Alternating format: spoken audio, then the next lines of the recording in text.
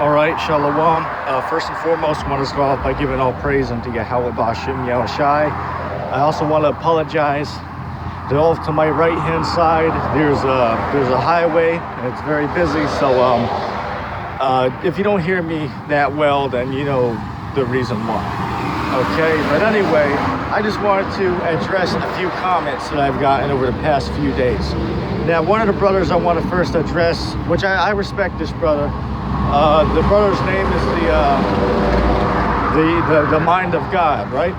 So, which there's a fire truck coming up here, so it might get a little loud. But anyway, this brother, he asked me a question, not about the pre-plague rapture, as he calls it, but he asked something along the lines, do we have to sin to stay alive in America every day? Yes or no? And the answer to that is yes. And I told him before that I agree with him on that. However, what does that have to do with the Lord returning before the so-called tribulation, man? Okay? And I agree that you have to, for example, let's see, what can I use for a good example? Oh, I know. Let's say this. If you're late for work, you're telling your boss, well, you know, there was a lot of traffic, so that's why I was late. But in reality, you just overslept. So that's technically a lie. But hey, it was for the greater good. All right? And that's a good example, man.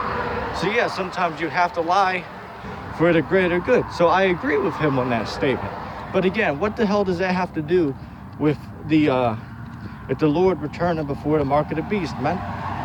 If you know the scriptures, right? It clearly says that the elect, the scriptures say that if it were possible, they would deceive the very elect.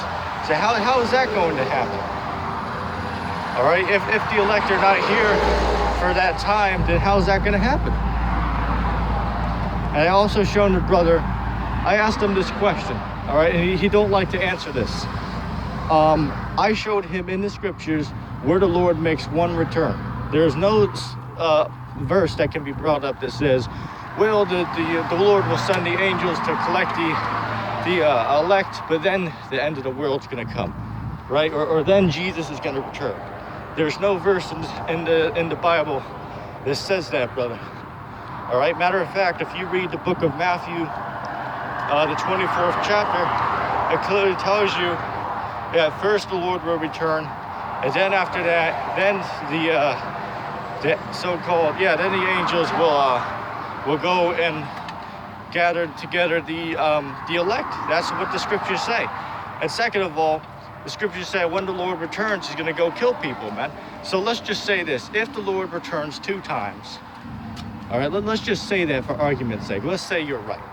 Okay, so now we know you're right on that. Well, what term or what time is the Lord gonna come and kill people? Is it the first one or is it the second one? Which again, and truthfully, it's already wrong, because the Lord isn't gonna return 2 times. There's just one return. For example, the scriptures tell you in Revelation, the 1st chapter, verse 1 and verse 7, that every eye shall see him. Okay?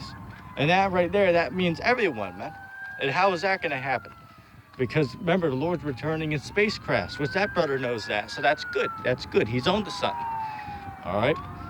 So, there really ain't much that I can say to that brother. I just addressed the thing you wanted me to say about, do we have to sin to stay alive in America? The answer is yes. All right, I agree with you. But again, what does that have to do with the Lord returning before the mark of the beast, man? Here, it might get a little loud, so I'll just stay quiet for a second.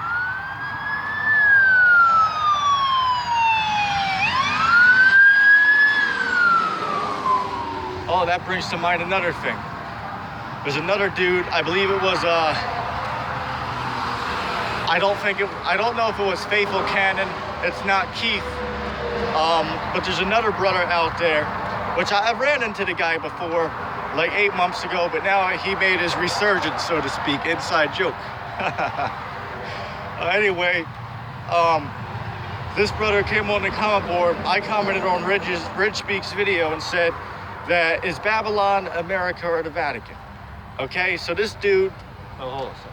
Oh, right. Damn, there must be some type of, there's something must happen over there. Anyway,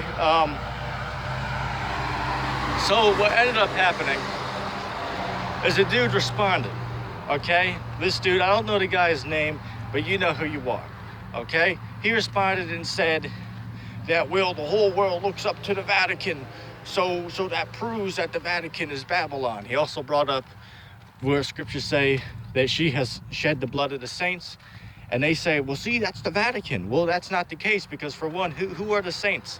The saints are the Israelites. So what time in history were the Israelites taken into the Vatican into slavery? And the answer is that never happened, man. However, the Israelites were taken to America to serve slavery. The book of, Deuteronomy 28, verse 68. And I shall bring you into Egypt again with ships. Now, what is Egypt talking about? That's not talking about ancient Egypt, man. First of all, the word Egypt can mean bondage, okay? But when you read in the scriptures that new Egypt, it mentions in Revelation, I believe it's the 11th chapter, it says, and their dead bodies shall lie in the street of that great city, which spiritually is Sodom and Egypt. Okay, so you see, it refers to it as Sodom and Egypt, but it says spiritually, though. So what is that talking about? That's talking about America, man. So the Jews, which the real Jews of the Bible, are you so-called blacks, Latinos, and Native Americans. Okay, not you people over in Israel, okay? And that's another damn topic to get into, man. All right, because for one, if they want to sit there and say that when you read in the scriptures, it speaks about how the Lord should make Israel a nation again. Now that didn't happen yet. You know why? Because the people over in Israel are not the Lord's people. Okay, and that's not going to happen until the Lord returns. You know why? Because if you read, I believe it's Jeremiah the 31st chapter, I could be wrong, but it says that the laws of the Most High shall be written in their inward parts. So how could you tell me that already happened if over in the land of Israel, they're still having gay pride parades to this very day, man? So that hasn't happened yet. So therefore, those people can't be the people of the Lord. Okay? So, I mean, you guys really can't argue against that, man. You guys just don't know much. It's that simple. All right? But going back to what I was saying about the Vatican, you know, hey, look, man, if you're teaching Babylon's the Vatican, which I know certain guys, man. I know family members who believe that, and I know old friends who believe that, man. All right? But guess what, though? Even though they might be sincere with what they're saying, they are sincerely wrong. You know why? Because they've been listening to these false prophets. And I mean the Christian church. Now this brother tried to say that, well, the Vatican's Babylon because it says that she had made all the earth drunk with her fornication. And then he went into how there's a church on every street corner here in America. And I agree with him. However, with that being said, let's just say this. If the Vatican was to be destroyed right now, what person in their right mind would give a flying you know what, man? Who would care? I wouldn't care. I know the dude over there wouldn't care, man. All right? So, I mean, it's like, the guy's just being simple, man. Okay? So, I mean, it's almost at this point, it's just laughable. All right, I mean, the foolishness of these dudes is just, it's almost laughable, man. Okay? Second of all, it mentions that great city. Now, what city in the world can be a great city? First of all, the Vatican, somebody could say, yeah, the Vatican's a city. But the thing is, though, the Vatican's 2 miles long. Matter of fact, I just walked through the Vatican because I just walked 2 miles, man. And I get to walk 2 miles back. So guess what? I could have just walked through and out of the Babylon, out of the Vatican, aka Babylon. Okay? So how is that a great city, man? A city that has 900 inhabitants, that's 2 square miles long, man. You're a fool. Okay? However, when you deal with America, America is a city. Somebody will say, "Whoa, but in the scriptures it says city, it doesn't say country." Okay, now what is a city? How is America a city? Because for one, they have one dictator over all of America. They call him the president, which really is just another way of saying the ruler. Okay, so you have one king over this nation. So guess what? That means all these countries, it's just one great nation or city, man. That's what it is. So, you know, there is no argument that these guys can give to really back up their statement, man.